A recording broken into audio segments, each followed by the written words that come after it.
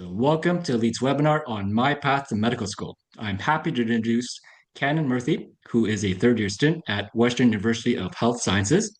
Kannan is also a former student and current instructor at Elite. So, without further ado, take it away, Kannan. All right. Can everyone hear me okay? Good. All right. Yeah, so just introducing myself. My name is Kannan Murthy. I'm a third year current DO student at Western, currently on my clinical rotations. I'm currently on internal medicine elective rotation. So yeah, I'm just gonna be talking a bit more about the path to medical school. So okay. All right. So just initially, so you guys are all currently in the high school kind of path of thinking about going into medicine. So common ways some students discover medicine is personal experience, like either going through a disease or family going through a health condition or just personal medical encounters. Like maybe you're volunteering, for a food pantry or at the hospital. Maybe you're working with some older patients, things like that or scientific curiosity. So, maybe you like some of the science courses, maybe chemistry, physics, bio, anything like that, just feeling like you are more inclined or you just find that more fun. Um, of course, desire to help if you just have a knack for volunteering, helping people, making a difference. And of course, inspiration, just like guidance from meeting other doctors in the family or like friends, other teachers, and healthcare mentors.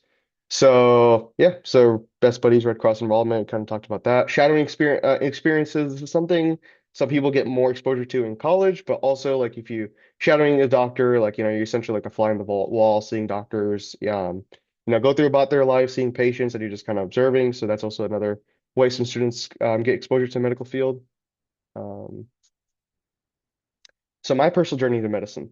So my path, so going back to my high school days, I was a student at Elite, and then I was just going through my science courses, and I really got an exposure through the gym. So initially, I tried all kinds of sports, but I feel like just helping people in the gym was kind of like my initial kind of like foray into the human body anatomy and training in high school. And so that's like kind of like the way I learned how muscles, tendons, joints, how they worked and like the science behind it. And it's something I was super passionate about. Like I would train with friends in the gym. I would kind of help them reach their goals.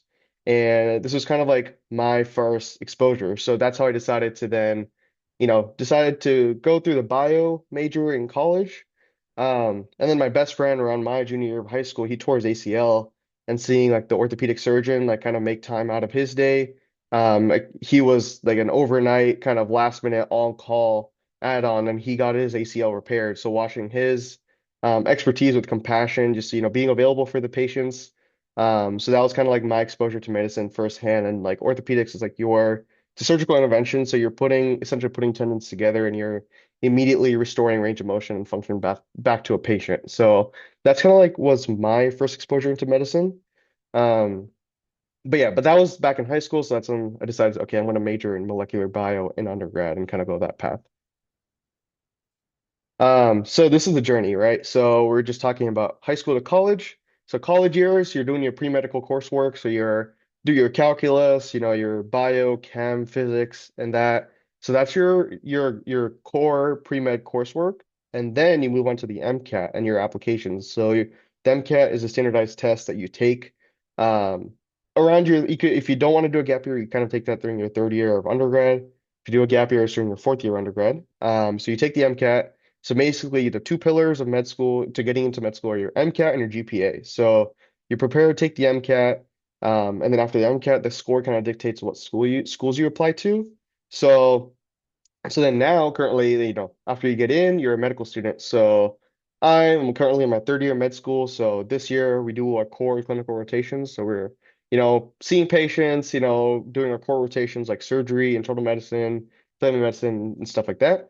So now we actually get to be involved in patient care, obviously with the supervision of a physician. Um, and then so yeah, so that's kind of like the rough journey. And obviously next year I'll be applying to residency. I'm interested in orthopedics too. So yeah, I can kind of talk more about the DO path and applying to any competitive specialty. So yeah. And yeah, so high school science pathway. So initially starting out, what happens. So you take your, bio, then you go to AP Bio, same thing with chemistry, then you go to AP Chemistry. Depending on your foundation on those courses, some people go straight into the APs. I kind of did summer courses in, bio and chem, so I went straight to APs. And then obviously AP Physics, that's usually people take that during their last year of high school. But the most important part kind of here is I feel like my success in my undergrad curriculum was due to my strong foundation through my high school sciences. So maintaining a strong foundation in high school, like, making sure you're applying and like learning all the concepts through all of your sciences will pay high dividends essentially during your undergrad years. And because the high GPA is like one of the biggest things you can do for yourself to apply for med school. So it just like kind of the whole thing about medicine is just longitudinal. Like it's preparations will start from high school and then moving on to college and then so on and so forth. So obviously like a strong foundation in high school will then translate to college and then on later on med school just being successful there. High school math pathway. So math is also important. So, obviously you're just seeing patients. A lot of people assume math isn't important, but you start with algebra one, geometry, algebra two, pre-calc, and then your calculus. So those steps are important. You're just building a foundation towards calculus, and then you're going to take calculus during your first or second year of undergrad. And obviously it's important to get a good grade and like be successful in that. So really making sure your math is strong will help you then succeed in your college level calculus courses. So yeah, and obviously the MCAT will also involve a lot of math too in the science portions. So there's some calculations and obviously dosage calculations for pharmacology later on. So yeah, so that's the math pathway. So math is also important, even though sometimes it doesn't seem like it. And then other helpful science courses or high school courses. AP Psych. So psychology is a part of the MCAT. It's a whole section. So that could be important and well, that is important and it could be useful for a high MCAT score in that section. Anatomy Physiology, first year of med school, it has heavy cadaver labs. So it could give you early exposure, decide whether it's like something you want to do. AP Stats. Stats is one of the ways you can get that math. I think it's like a quarter if you're on the UC system of math. So taking stats, being successful in it, also good for the high GPA. AP English, reading is also a section on the MCAT. It's called CARS, Critical Analysis Reasoning Skills. So AP English is going to be useful for that. Um, but yeah, then extracurriculars. So moving on to this, this is a way a lot of students, decide if healthcare and like helping others is for them. So some people get healthcare exposure straight up in a hospital. I volunteered at Kaiser when I was an undergrad, so high school students could do that too. So hospital volunteering, shadowing doctors either through family or like networking, EMT, Red Cross involvement, or CPR. Some people are EMTs, so that's also another way getting a lot of hours and exposure. Science activities, HOSA, future health professionals, Science Olympiad, and research programs. Those are all kind of self-explanatory and leadership's in service that's like really a knack for helping people. So because being a physician is a leader at the end of the day, you're a leader of a healthcare team. So being a part of a club, sports, or student government, getting that leadership experience. It's also kind of it's a big people facing job, so you're talking to patients all the time, and you're guiding treatment plans. Tutoring and mentoring peers, that's something I did longitudinally since college, and now I'm an instructor with Elite, so that's also another way you can do leadership. um and then my high school science experience, AP Sciences, kind of already mentioned it. So just building a strong foundation, bridge for success in college, maintaining that high GPA. Finding shadowing. So I did not have any family networking. So some people might have like find that relatable. So cold calling medical schools in the area. So Turo is closer to the Bay, or any medical school in the area will kind of help you setting you up with shadowing experiences.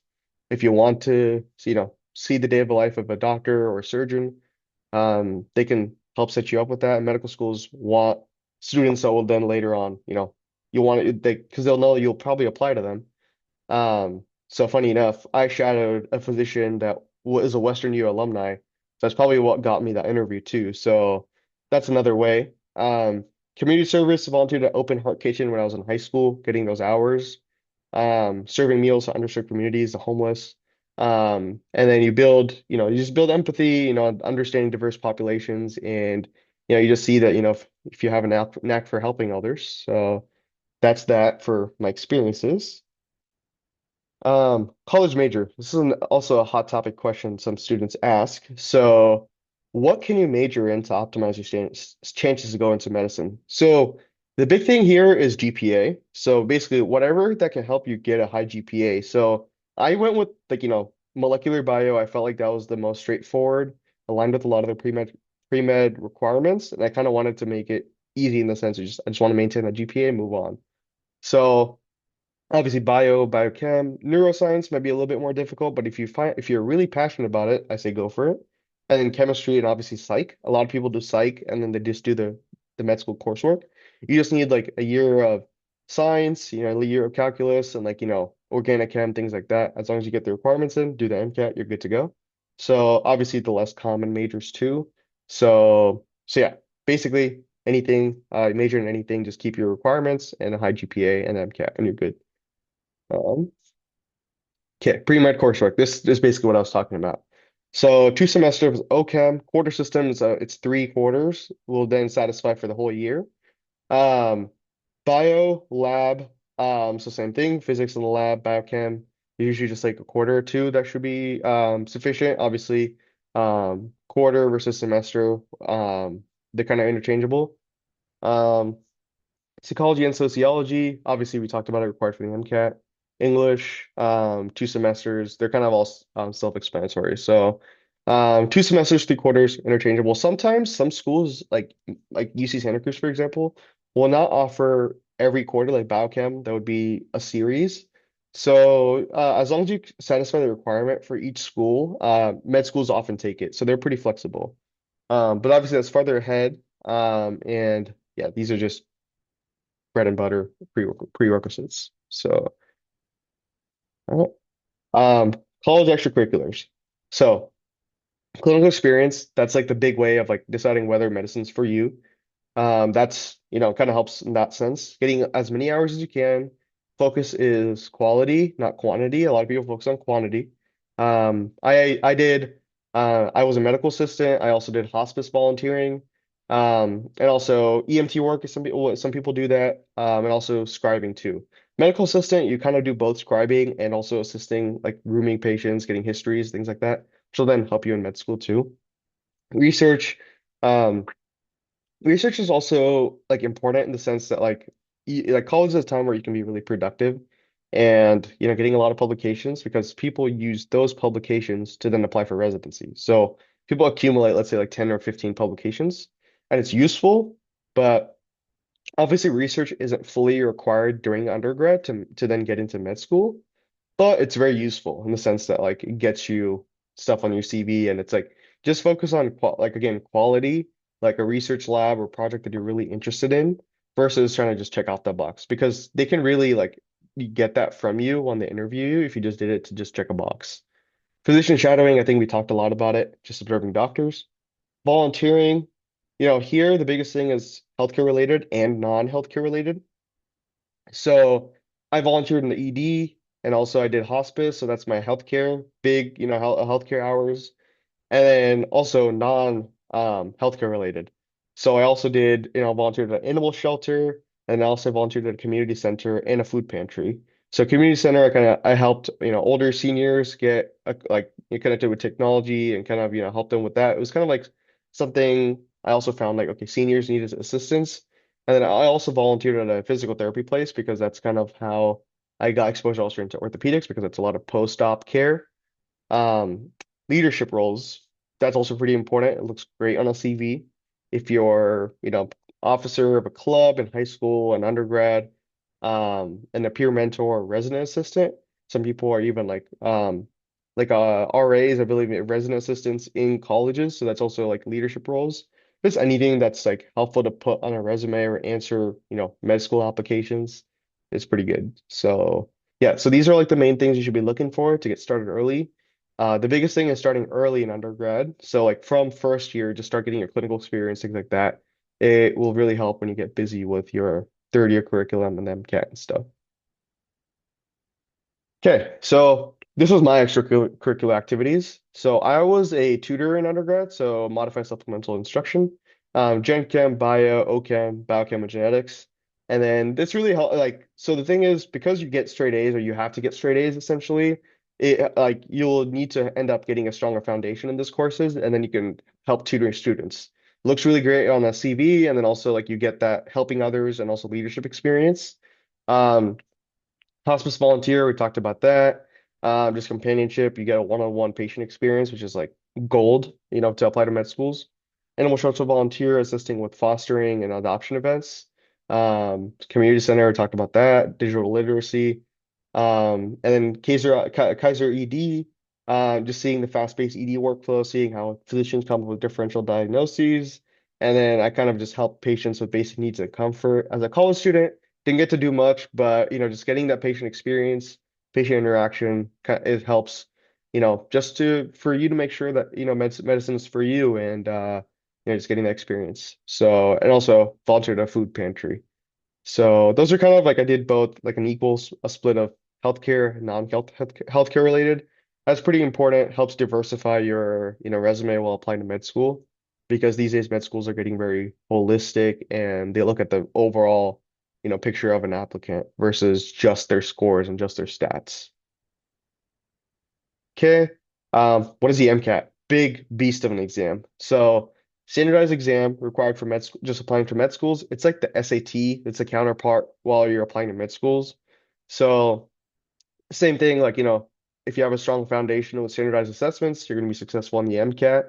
It's just a very science heavy. So you're going to have your chemistry, physics, biochem, psych, as we talked about, and cars. So that's why it's so important to have a strong foundation in your high school and then your college. Science courses translates to success on the MCAT. So yeah, some standardized test, anything over an 80th percentile, like a 511 or above, would then guarantee you to, have a good shot at applying. I believe the median matriculant is like a 511 on the MCAT and a 3.8 GPA. So very little room for error. So just making sure once you get or pass beyond that point, just focus on your overall application. So, how the MCAT tests you, I talked about it. Data analysis, there's a little bit of stats, a lot of science, chem, phys, biochem, scientific reasoning, just applying the stuff that you learned in college to then, like, you're going to be given passages and then your multiple choice problems essentially. Um, so yeah, in critical reading, it's basically English. That was my least favorite section of the MCAT. And yeah, as long as you have experience with AP Lit or like any English curriculum, you should be successful in that. So MCAT, a lot of the prep is just practice, practice. So just doing as many questions as possible. Um, how to prepare for the MCAT. So yeah, content review, first thing. That's like the content from your science courses. So essentially going through your prereqs for undergrad is going to be your content review. So you could be going through chem, phys, bio, and all that. Making sure you're getting a strong foundation is your content review. Spend about 2 to 3 weeks of your dedicated MCAT prep time to then go through like either Kaplan books, Princeton, review the content, and then after that, like spend like 3, 4 months drilling to practice questions. I use a Q bank called UWorld, but there's a lot of other Q banks out there that basically, you know, achieve the same thing. You're just applying your knowledge through targeted problem sets, and that's the biggest yield to then increase your score. So practice questions will then help you apply that content. Next step is exam practice tests, which is then, you're going to be taking, either third-party practice tests initially is what I did. I did Blueprint, so that's one of the popular resources. I did about like 5 or 6 full lengths, one a week, every Friday to check my progress.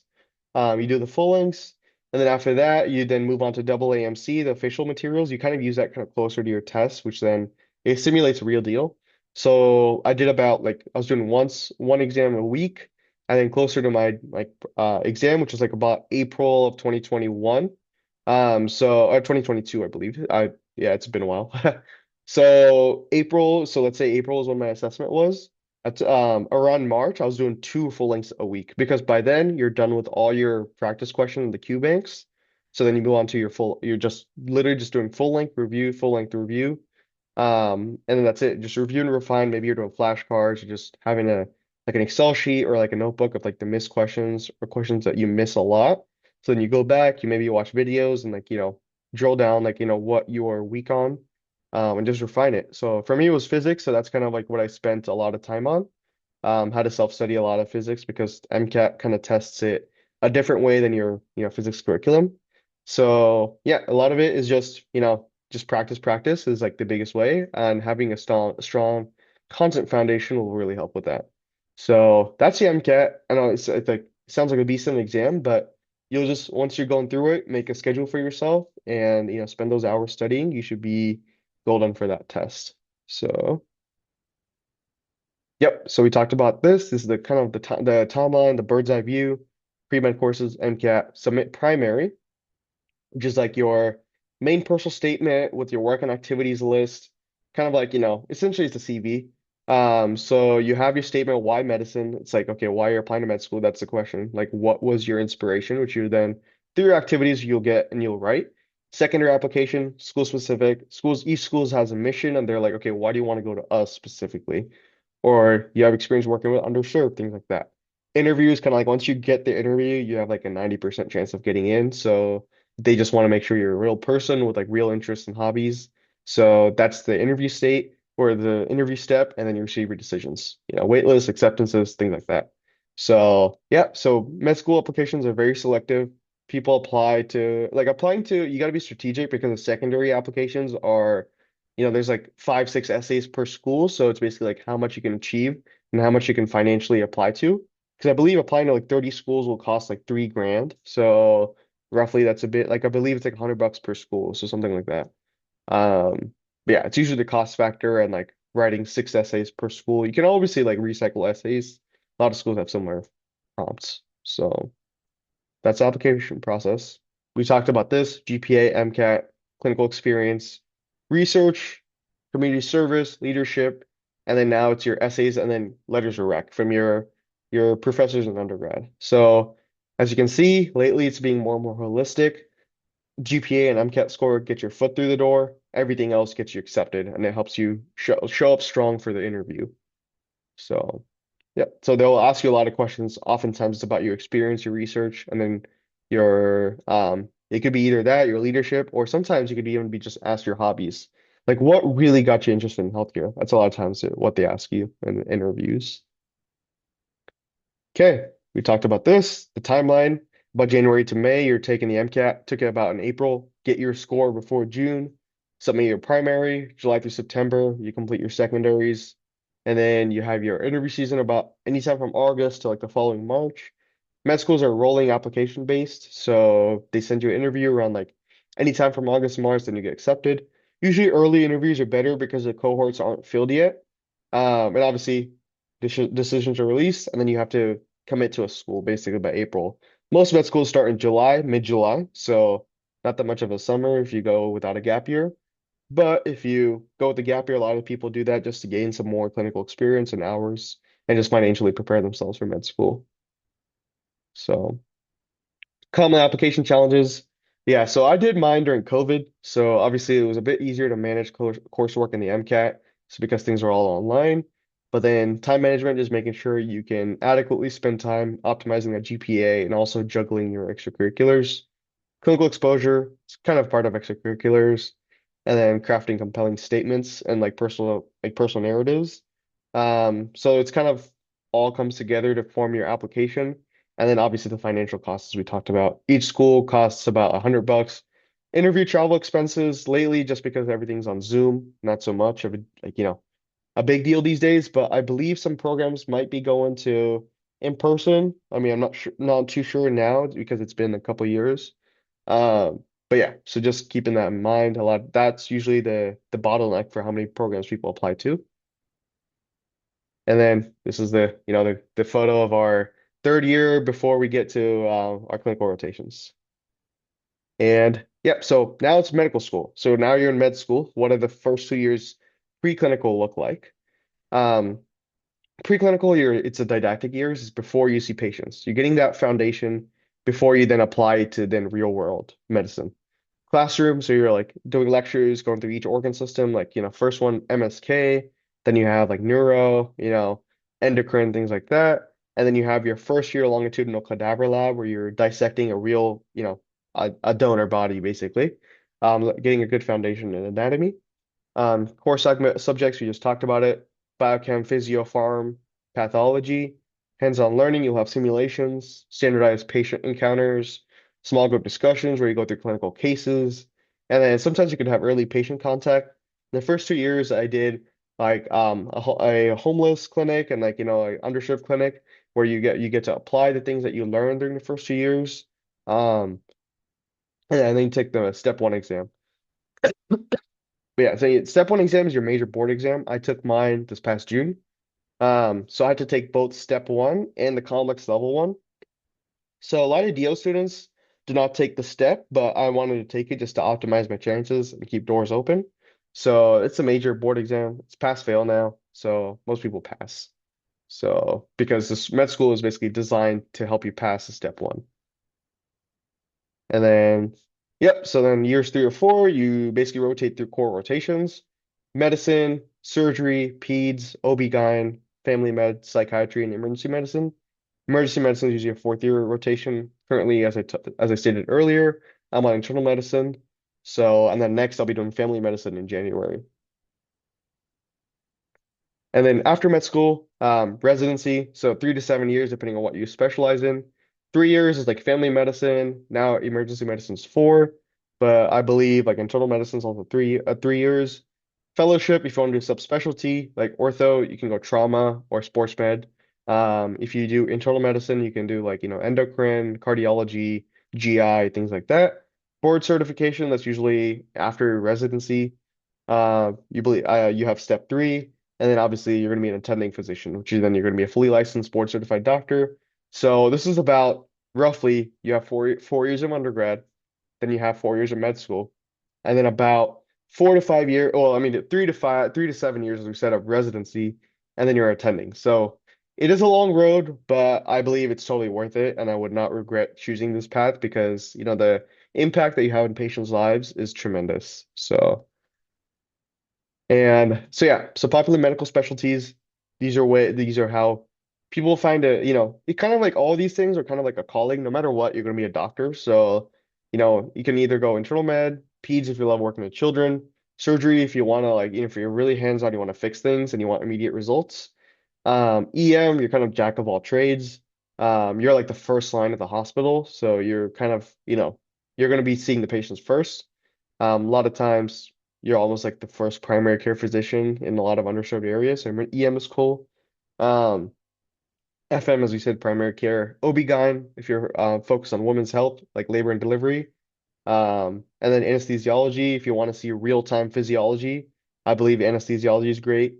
Radiology, you're basically like the backbone, right? You're going to be delivering diagnoses and like a lot of CT scans, MRIs. You're like the guy reading it, and a lot of other physicians are going to rely on that interpretation. So dermatology, skin health, and then work. I'd say basically skin health, like melanoma, skin cancers, Mohs surgery, all that. Great work-life balance. And then healthcare careers beyond doctor. So if being a physician is obviously a long road. So PA, you're diagnosing, treating patients under physician supervision. You're also a provider. Um, nurse practitioner, if somebody wants to go nursing first, and then you get clinical hours, and then after that, you're going to be practicing nursing with you're going to be essentially prescribing after that. So, but you need, I believe, like several hours before you can go the NP route. Um, Pharmacist, obviously medication management, it's huge. PT is a lot of post-op management, like, helping patients regain back to strength. OT, the major focus on is activities of daily living. And then genetic counseling is about genetic disorders like alpha-1 antitrypsin, cystic fibrosis, things like that. Um, so these are all like fast track routes if you don't want to do a residency, you want a better work like or if you want a work-life balance, things like that. So it depends on what you want to do. Obviously, the biggest thing I can recommend is shadow someone before you go those routes. So because then later on, if you decide you want to go physician, you got to be able to answer why the switch, right? So it's a big decision, but definitely I think shadowing, gaining exposure is the biggest thing. So, and obviously clinical, like there's also like, there's other ways to make a difference in healthcare. You can do clinical research, clinical trials, huge for developing new drugs. Healthcare administration, you could work at admin in a hospital. Medical lab scientists, same thing, diagnostic tests. So this is going to be a lot of like the behind the scenes stuff that happens in healthcare. Public health professional, MPH, Masters of Public Health. This could be like, primary prevention. So developing health policies, promoting overall health, basically preventing people from seeing the doctor. So, yeah, so that's that. And then key takeaways. So yeah, so I know we discussed a lot today. So the biggest thing, you don't have to decide right now. There's a lot of time. So stay curious, keep exploring paths, build a strong foundation through your science courses. Focus on that now. That's going to help you with a good GPA in college. Get involved, join clubs, shadow. Um, you see, if helping others and like, being into medicine is that if it's that for you, if that's for you, just get involved. Stay open. Obviously, there's like, just being open to any specialty, any healthcare profession. There are many ways to make a difference. And it's a marathon, it's a long road, but it's meaningful, deeply rewarding. It just, at the end of the day, it's like you're gonna make a big difference regardless, and financial considerations. Just see if like the investment, being a resident, like, if that salary is like, so because I know it's a long road and like residency salary doesn't pay great, obviously, but so just think about that, right? If you want to go PA, NP, obviously that's a quicker road, but it depends on the like what you want to do because there's less flexibility depending on where you go. So just make sure you're completely sure, like, what you want to do. So financial considerations are also huge too. So that's, understandable, like whether if you want to do loans, go the I believe the military scholarship, there's that too. There's different ways of going about it. So yeah, so any questions? Yeah, so the guests and people that are involved in the webinar here, you're welcome to post any questions you have in the Q&A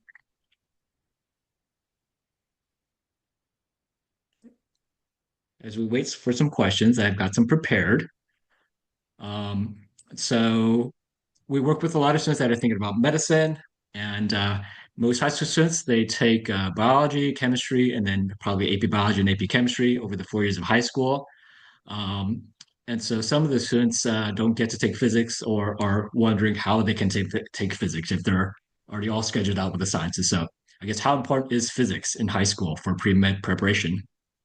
Yeah, so physics, right? So that is kind of like a lot of times like the least favorite science for a lot of people. So it's pretty important in the sense that like it shows up on, it's chem physics, right? For on the MCAT shows up and it's also like one of the requirements. You need a year of physics, I believe, for your pre-med coursework. So that's a big thing. So physics is obviously sounds less important, but it still is. It's a big part of success on the MCAT and also just it's a requirement. So yeah. And I see there's a lot Did of you? questions. Oh, go ahead. Sorry. Yeah, I was just gonna ask, did you take physics in high school? I did not take it in high school, but I took it in undergrad. I took it during my third year of undergrad. That's when I did it. Um, yeah. And then I think I can continue answering the Q&A. I believe there's the question Sure. in the yeah. All right. So first question says, did you take a gap year?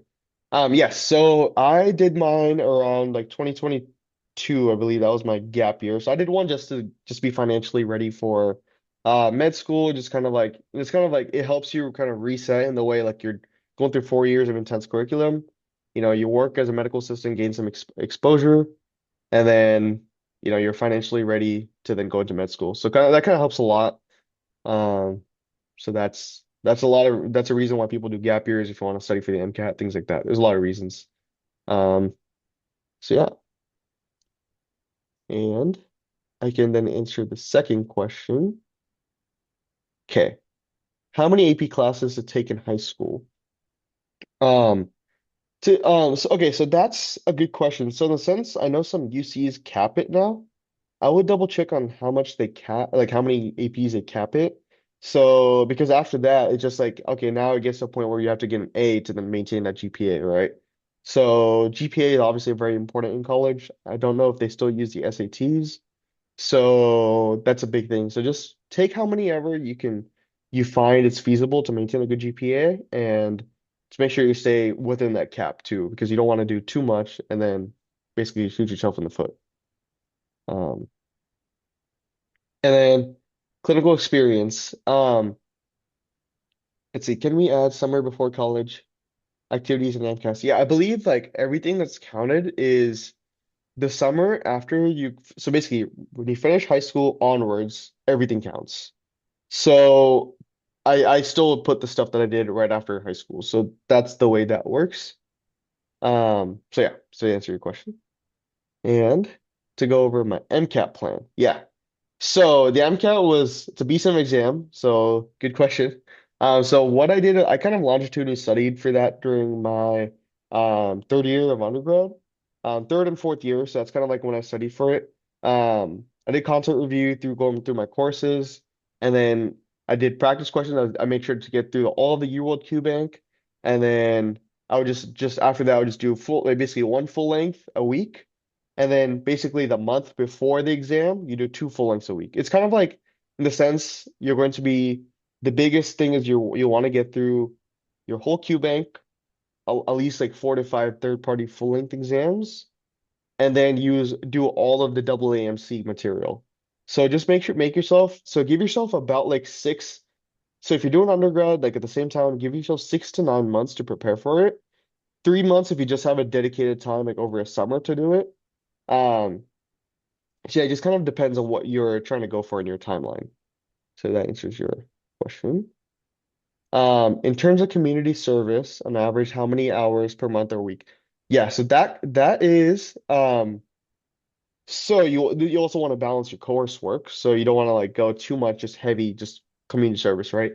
I did about 4 to 5 hours a week. You just the thing is starting early helps with that because you just rack up those hours early on. So 4 per week, you just that's what I would aim for. It's a good balance to then focus on your coursework, extracurriculars, and also volunteering. So, and then molecular bio or bio. So that major, so UC Santa Cruz, so that's the undergrad I went to. Molecular bio aligned with the pre-med coursework, like straight up right to the T. So all I had to do was physics extra.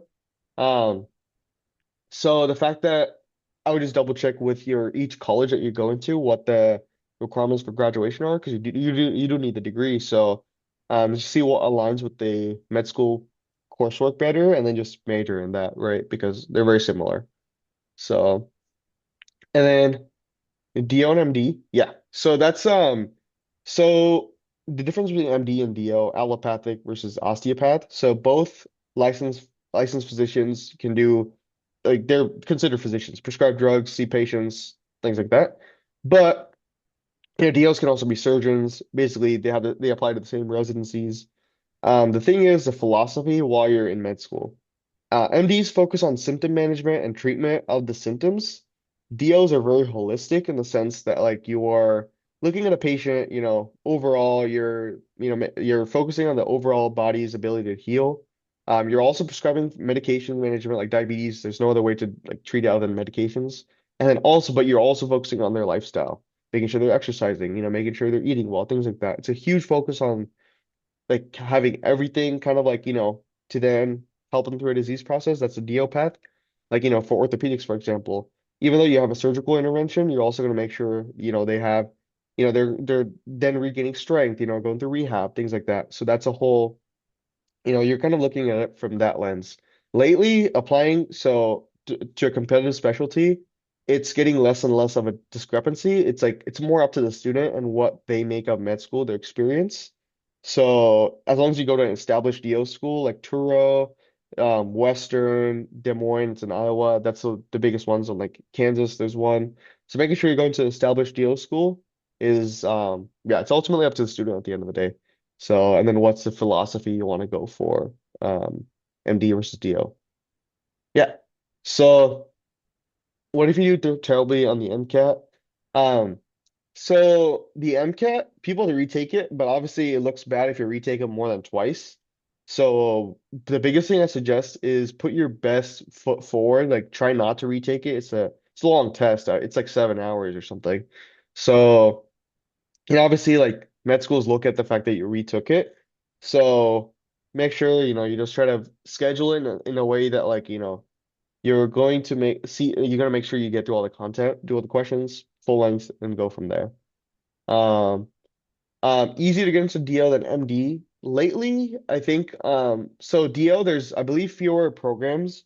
There's a lot of newer programs too, but the established programs, they are very like, they're very holistic in the sense that like they look at your not just your stats, but their, everything that comes together, right? Because and also like the DO philosophy that makes sure your application resounds with that. Like, like for me, it was a lot about fitness and like, regaining range of motion, like, helping my friends recover from injuries, things like that.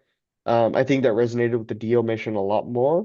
And then you also need to have shadowed a DO and getting a letter rec from a DO to get into a DO school. A lot of DO schools have that requirement to because that shows a commitment to the philosophy. So yeah, even though the stats might look a little bit lower, it's like kind of a different path. I mean, it's not a different path, but like it's kind of like a more nuanced path. Um, if we already take math at high school, do we still need to do in pre-med as a thought? Um, so med schools do have a requirement of like a year of calculus. So I took a 2 quarters of calculus because that was the year of calculus that Santa Cruz had, and then I did a quarter of stats to then satisfy the whole year. So you could do that, but then also taking math in high school is like just taking calculus in general will then help you be successful on calculus in undergrad. Um, what kind of college is easier to be admitted by med school? Public college, private college, or honestly, the college that you go to doesn't matter. It's like you can go to any college. The matter is the biggest thing, getting your prereqs, getting your GPA, MCAT. Basically, I've seen like there's classmates from like that I have like who are from both Ivy Leagues, liberal arts, from the Claremont McKenna colleges. There's pretty much everyone, you're going to be studying with everyone from different colleges, and it's just they just got their prerequisites and the MCAT scores to make it. Um, BSMD program. So that program, that's a more nuanced thing. So like if you're a dead set from high school, let's say you have exposure through family member, those programs are very competitive. So I know Claremont, they have one with Western. But there's only like a few students, like I believe 6 students that can get in. So the fact that it's really competitive, you don't have that much time to decide like, whether medicine's for you, it's a long road. So um, obviously, like I believe the college route is the best for most people, the average person. Gives you enough time to gain experience, gain exposure.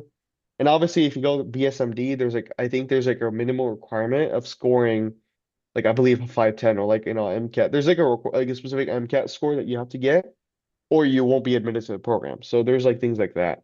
So to think about. Um, Grade deflation, right? Okay, so that's a big reason so picking so your school choice is important because maybe like going to a super high end school, like obviously a high GPA looks great there, but like actually like there's some schools that are like technically like I would say easier to get a high GPA in. Um I would honestly go with that just because a lot of students did that too. Like a lot of sometimes you don't work with so many cutthroat students. I mean, I went to Santa Cruz and like I feel like the environment was less like cutthroat. A lot of students were willing to help each other. So it was a good environment to be successful in all my science courses. So grade deflation, it does have an impact. But obviously, like, if you're really called to a specific school, I would say go for it. And getting a good, like obviously UC Berkeley, a high GPA looks great. So, and med schools know that. So yeah. What tips do you have for interviews? Um, so yeah, interviews, a lot of it is like practice. So just make sure you know your application inside and out. Like they could ask something about your second research project and just making sure you go through what you've like written in your application and just like don't be shy to show your interests. Like, let's say you have like a hobby of collecting stamps or something, like, they want to hear about that. They want to know that you're a person. So just try to be yourself. I know it sounds very cliche, um, but yeah, so that's the tip I have for for interviews. It's kind of like, if you find like you struggle with public speaking, try to practice, like maybe talk in the mirror, maybe like there's also like different like, webinars and classes for like interview practice. So there's that, or just like, make sure you know your application and just practice. How many times? I think we answered that. Obviously, it's not recommended more than twice. 3 times is like the max. I mean, you have a lifetime limit of like 7, I believe, but like you don't want to go more than that. I think 2 is like the limit, I would say. That's like you want to have optimize your chances of getting in. Um, electives. Um, Electives doesn't really like, it's more like if like your school sets electives, right? So if it's like philosophy that your major, like you have to do it, I would say go for it. But electives aren't so important for med school, I would say. You just got to make sure you get the mate requirements for the major. Because you need a major, then your pre-med requirements. So that's that. Um, Other healthcare careers are listed. Undergrad degree enough? Yes. A lot of time, I believe nursing is the only exception. There's like undergrad nursing programs, but yeah, undergrad, and then you go apply to those grad school programs. Um, so yeah, that's that question. And then what do you de-stress? Great question. Yeah, wellness is so important. Um, so because like balance is what helps you a lot of times, go through like when you're going through like med school, it's like boot camp, essentially military boot camp. You want to like, okay, I go to the gym to de-stress. I mean, it could be anything, fitness, sports. A lot of my like the residents I work with, they play pickleball, just socializing, just having things outside of medicine helps you stay like, helps you stay grounded in the journey. So it's I think de-stressing, like even going through undergrad, going through the stress of schooling and like the MCAT. I gymmed all the time, like 5, 6 times a week. So yeah, so that's what I would recommend. Definitely keep your hobbies because that's like something that helps you stay sane. And it's a great thing to talk about in interviews. Um, Med schools care about what school you want to. We kind of talked about it. As long as you get their prereqs and then you get your high GPA and your MCAT, a state school, UC, a lot of times it doesn't matter. Obviously, you want to go to like a relatively established school with accreditation. So, obviously, like a lot of people do community college transfer. So, as long as you have that high GPA and the high MCAT, and you'll be golden. Um, Good AP scores in stat and calc BC. So. Okay, so even though like I took I took AP Calc and then AP Stats, you still have the option of doing it again in undergrad. So the thing is, I went for that because the thing is, you satisfy your requirement and then also you get a high grade on it. So that's the thing, like you have to play the GPA game, the numbers game. So the fact that you're essentially having 2 passes through the same course, like almost skipping like a math course to calc and then maybe going like multivariable is essentially could be a disservice if you're doing, pre-med, right? Like computer science or anything else. It's different in that sense. Like, you want to get through your program faster, but for medicine, you got to play the GPA game. You can take the same AP course and then take calculus in college, which is basically the same course, but it helps you get that good grade. Um, Physics 12 or physics 11. Um, is physics 12 like the grade of physics or like taking it during your senior year? I don't know about that. Like, I don't know is that what they're, let's say? Yeah, I'm just gonna assume like it's during like, 4th year of high school. Um, it's up to you, like, if you want to take physics before taking the MCAT, it depends on what your MCAT is, or you can even self-study physics. There's only a few chapters of physics that you need for the MCAT. But getting it in during high school will then help you be successful in college, obviously. Yes, I went to UC Santa Cruz to answer that question. UC Santa Cruz. So yeah, so that any UC is honestly like, I know UC Riverside is a popular one. A lot of students go UC Riverside and then it's kind of easy to get exposure to the UC Riverside MD program. So yeah. So UC Santa Cruz, UC Riverside. I believe Riverside is a great pre-med. They have a great pre-med program there.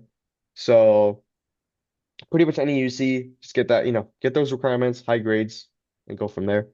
Um, High school research, definitely not necessary in high school. I think college is the time a lot of students get involved in that. Um, so yeah, getting involved in research in college, making sure, it's something that will also really help because med school it has research opportunities. Residency will too. So having a background in it, it's gonna be useful. Um, Cal State North. Oh, I know that. That's the new school in Sacramento. So, okay, I have mixed feelings in that school. So that's the for-profit brand new MD school. And I believe their accreditation, they could lose that at any time. So like there's like a lot of that's a really iffy scenario because I've heard that if a school loses accreditation, every MD that's graduated from there gets their license also revoked. So that's the thing I didn't want to deal with. So even though I got an interview invite from them, I just didn't. I wanted to go to established school with accreditation. So anything for profit is always bad news when a school is for profit. So yeah, so that's what I would say. Um, Teacher's assistants for a special class at a high school elective. Um, that's a good that's a good extracurricular. You're going to be teacher assistant. It gets you good opportunity just like for um leadership, mentorship. It's kind of a good foray into that. So, yeah, I mean, if it satisfies your goals, I would go for it. Um, oh, Kaiser Med School. Oh, that's a great one, by the way. I believe Kaiser is not free anymore, free tuition anymore. So that school is, I believe, they just started admitting cohorts for like the past 3 years, I believe. Really competitive just because they were free tuition, but I would say yeah, go for it. It's in a good location. It's in Pasadena, I believe. Yeah, it's not free anymore, but I don't know the exact tuition numbers on it, but it's in SoCal, great location. Yeah, it's a good program. So it's not like Northwest, that's for sure. Um, Thank you so much for all those questions. I have a couple of the last questions before we wrap up. So do students need to be pretty certain about medical school right when they start college, or is it okay to decide to pursue medical school 1 or 2 years into college? so since personally I knew from day one, but also a lot of students figure that out later on. Like as long as you keep in that good grades, the high GPA and like, you figure that out maybe third year that you want to go medicine. Because all you have to do, I mean, you can always take multiple gap years. Some of my classmates did 2, 3 gap years. So you can always, get your prerequisites in, take the MCAT whenever you feel like, you finish all the prerequisites and you want to go for med school. Um, in college, you kind of have a lot of time. Just make sure it's really for you. Get that clinical exposure, get that shadowing, get those hours, and then go from there. There's always time. A lot of students did multiple gap years, like, like 3 gap years. So that gives a lot people a lot of time to decide. So because it's such a long road, I think that's the better way to go about it. If you're not sure, yeah, just take your time thinking about it. Obviously, once you're in med school, there's no turning back. You're kind of committed, so that's also another thing to keep in mind. So, Thank you. Another question. I know that many college graduates take pre-med courses after college, like at yeah. junior college sometimes, before they apply for med school. Why? So yeah, so a lot of times, let's say they're missing a prerequisite or like, kind of like a post-bac program where the GPA in undergrad wasn't so strong. They weren't sure that they wanted to medicine. A lot of times that's why they do post-bac programs. A lot of times like they might be affiliated with a med school. So like if you have a certain GPA, you're gonna basically be reserved an interview spot with them. So if you get a certain GPA with them and a certain MCAT, and a lot of times it's like the pre-med, like their like maybe even be their first year med school curriculum. So it could be a great alternative for students who want more time to think about it. And obviously it's like, it's also going to cost money, so you got to think about that. So it's not like an option like it's like free, right? No, it's like you still got to pay for it. So it's just like a different ways because the thing is you want like med school, it's like you want to be 100% sure you want to go that route before you commit. So these are all like avenues to then get in. So Thank you. And just one last question. What's your best experience in medical school so far?